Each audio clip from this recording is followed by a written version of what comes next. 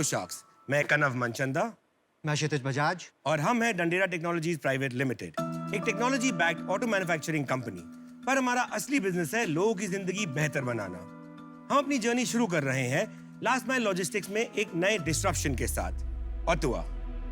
ये हमारा पहला प्रोटोटाइप 3 व्हीलर है जो स्पेशली इलेक्ट्रिक ड्राइव ट्रेन के लिए बनाया गया है। और हमारी एंटी टिल्ट टेक्नोलॉजी के साथ ये 3 व्हीलर इंडस्ट्री को हमेशा के लिए बदलने वाला है। इस गाड़ी में हमने अर्गोनॉमिक्स का खास ख्याल रखा है और तो और इसकी चारों दिशाओं की रोड विजिबिलिटी सबसे बेहतर है। इसकी 165 किलोमीटर की रेंज और 1 टन की कैरिंग कैपेसिटी मार्केट में डबल है। हमें गर्व है कि हमने इस गाड़ी के साथ इस सेगमेंट में काफी प्रॉब्लम्स का समाधान कर दिया है और पहले ही दिन से ड्राइवर्स इस गाड़ी के साथ 70% तक ज्यादा कमाई कर सकते हैं।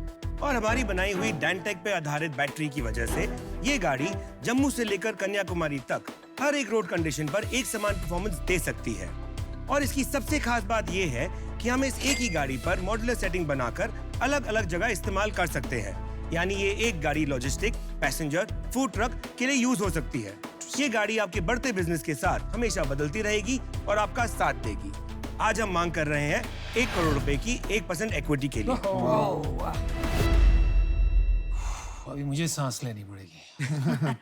तो Kshitij Kanav, welcome to Shark Tank. Thank you. ये नाम आपने ऑटो से इंस्पायर होके वो जो भोजपुरी में अट्टुआ होता है वहीं से लिया है? हाँ, थोड़ा उसका था प्लस थोड़ा वर्ड प्ले था। कोई और नाम करने से बेटर है, इजीली दिमाग में आता है ऑटोआ। सो मार्केट कनेक्शन बहुत इजी हो जाता है। Auto spelled backward. करेक्ट।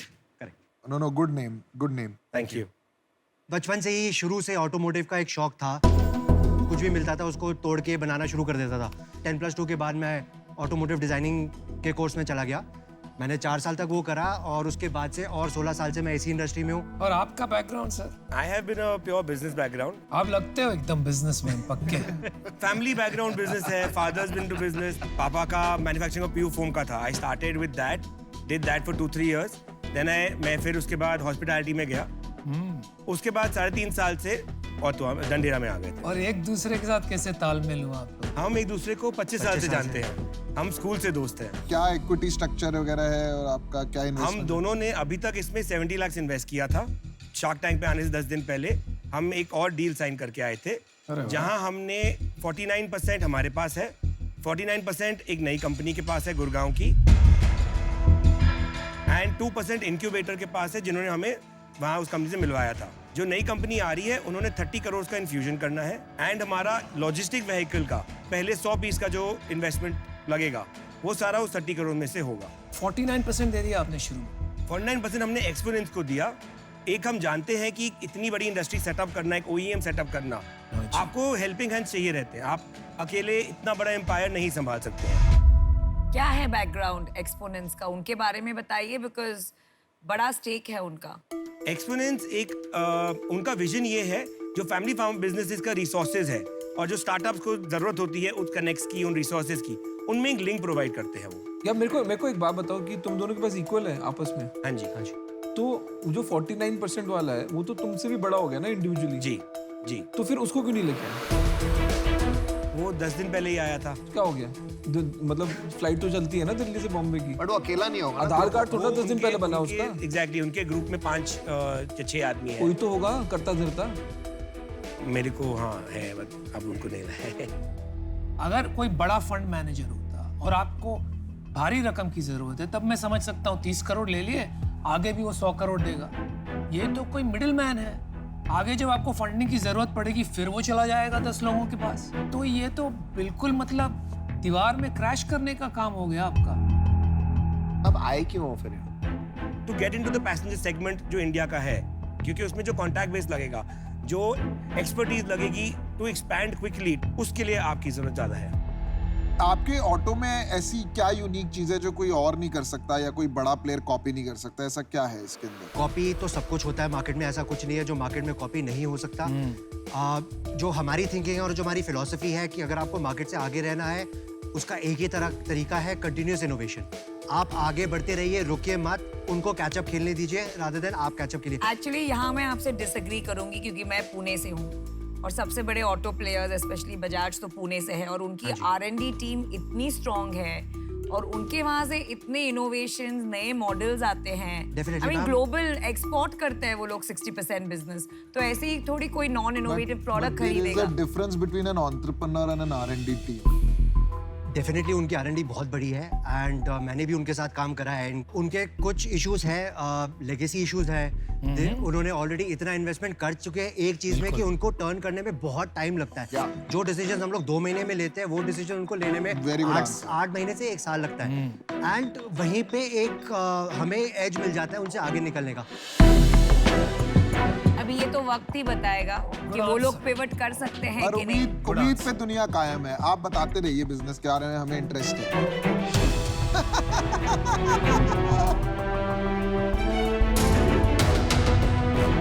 ये इलेक्ट्रिक व्हीकल है, हाँ जी बिल्कुल। पर मार्केट में और भी इलेक्ट्रिक ऑटोज बहुत है। बहुत है।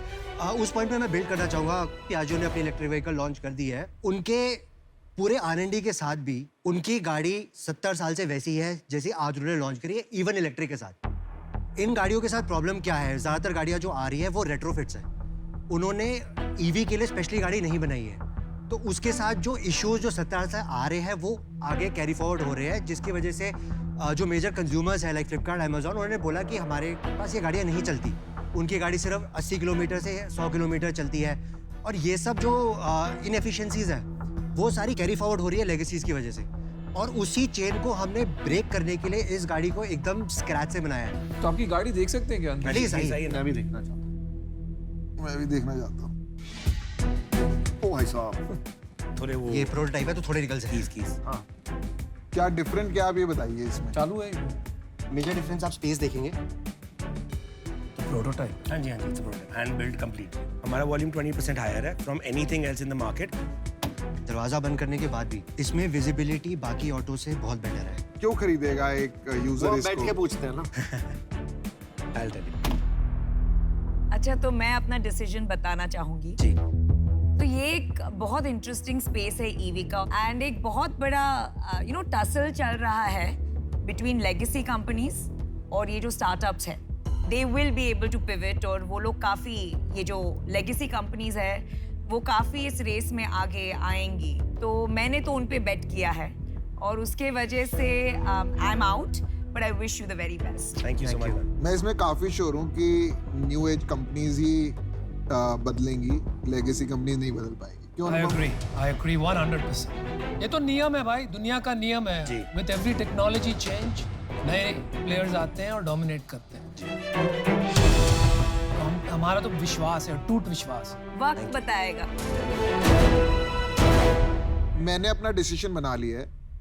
मुझे लगता है आप एक्साइटिंग कंपनी है, ब्रांडिंग भी अच्छा है, आपका एक्सपीरियंस बहुत बढ़िया है, पर मुझे लगता है जो आपका इक्विटी स्ट्रक्चर है उसमें प्रॉब्लम है। क्या ना, मल्टीपल होल्डर्स आ गए हैं इस कंपनी के अंदर, तो बहुत सारे डिसीजन मेकर, बहुत सारे इन्फ्लुएंसर्स हैं, वो वाला इशू है। अगर एक स्ट्रेटेजिक इन्वेस्टर ने 49 लिया होता तो मेरे को उससे कोई प्रॉब्लम नहीं थी। तो इन रीजन की वजह से मैं बाहर हूँ। मेरे को भी यही प्रॉब्लम है। मेरे को भी ना आपने जो 49 दिया ना, मेरे को लगता है कि अपने हाथ में कुछ नहीं बचा अब आपके। तो अगर मैं डील भी क्लोज कर दूं यहाँ पे, उसका भी मुझे नहीं लगता कोई फ्यूचर लग रहा है। कभी 2 शार्क्स बचे। तो यार देखो, काम ये इलेक्ट्रिक व्हीकल का तो अच्छा ही समझ रहे हैं सब इंडस्ट्री के। और यार आप लोग भारत में जो कमाल का आविष्कार हो रहा है, ये भी बहुत बड़ी बात है, बड़ा अच्छा लगा देख के। लेकिन यहाँ मेरे को लगता नहीं है वैल्यूएशन का हिसाब बैठेगा। और दूसरी बात क्या है ना, आपको क्या करना क्या है, एक बहुत बड़ा काम करना है। तो जब बड़ी इमारत बनाते हैं तो उसमें क्या चाहिए? सबसे पहले बेस। Very strong foundations. तो वो मुझे लग रहा है आपके थोड़े कमज़ोर हैं। जिस प्रकार से आपने काम शुरू किया, स्ट्रक्चर बनाया है, तो उस वजह से मैं आउट हूँ। लेकिन I wish you the best. Thank you so much. तो तुम्हारी एक्सपोनेंट्स जो है वो अंदर आ चुका है अब। हमारा टर्म शीट नहीं हुआ है, MOU साइंड है। MOU साइंड है ना? जी। चल मैं तेरे को ऑफर देता हूँ 1 करोड़ रुपए फॉर 5%। विदिन 3 months मैं तेरे को 30 करोड़ रुपए भी दिला दूंगा। ठीक है? एक्सपोनेंट्स को बाहर कर।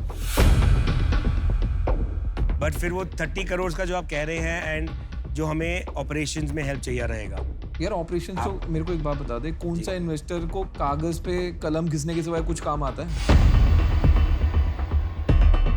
तो इन्वेस्टर की बस की थोड़ा ना होता है। तेरे को लग रहा है इन्वेस्टर लैंड ढूंढेगा, असेंबली लगाएगा, तेरे टायर सोर्स करेगा, लाइट सोर्स करेगा? कुछ नहीं करने वाला इन्वेस्टर। वो बोर्ड मीटिंग में आके तेरे को गाली सुनाएगा बस। तेरा MOU साइन हुआ है, ठीक है, प्रोटोटाइप पे ही है, क्यों गलती करने पे जा रहा है? एंड दूसरा मेरे को जो पर्सनली लगता है 30 करोड़ रुपए जब सामने पड़े होते हैं ना जी अच्छे ना नहीं कर पाते जी ठीक है, और आपकी तो पहली इन्वेस्टमेंट है जी तो सामने से 30 करोड़ रुपए चल के आएंगे तो आप भी बोलोगे यार ठीक है करते हैं। जी तो मेरे को लगता है आप कहीं पे वहां बह गए और आपने एक हेस्टी डिसीजन ले लिया।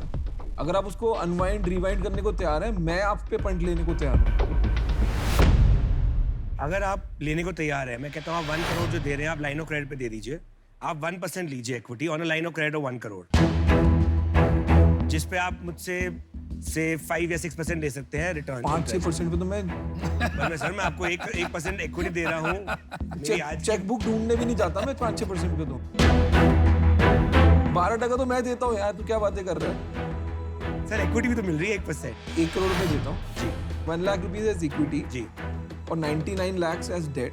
जी 1 लाख पे आपको कुछ नहीं देना, वो जी। वापस भी नहीं देना। जी 99 लाख जो डेट है उस पे आपको 12% के हिसाब से सर्विस करना है और ओवर 5 years आपको अमोर्टाइज करके मेरे को पे बैक करना है। और 1 लाख के लिए वो 1 लाख 1% के लिए 1% इक्विटी। जी अच्छा ऑफर है भाई। हमें 2 मिनट मिल सकते हैं? हाँ बिल्कुल। Thank you.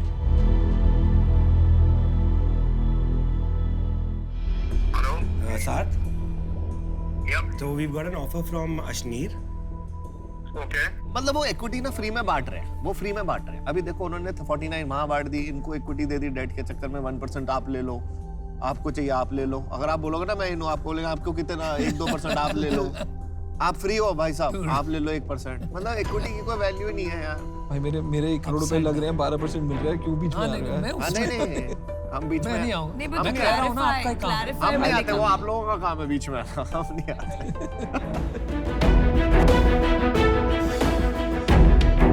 हाँ जी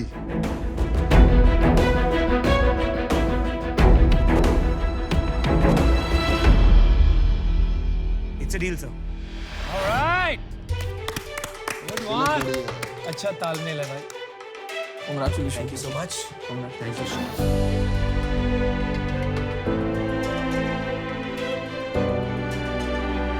ये ऑटो तो हमारी हुई ना अभी, ये प्रोटोटाइप तो हमारे हो गए। रख सकते हैं हम और बना लेंगे। Thanks for thank you coming. Thank you so much. Thank you. Very good.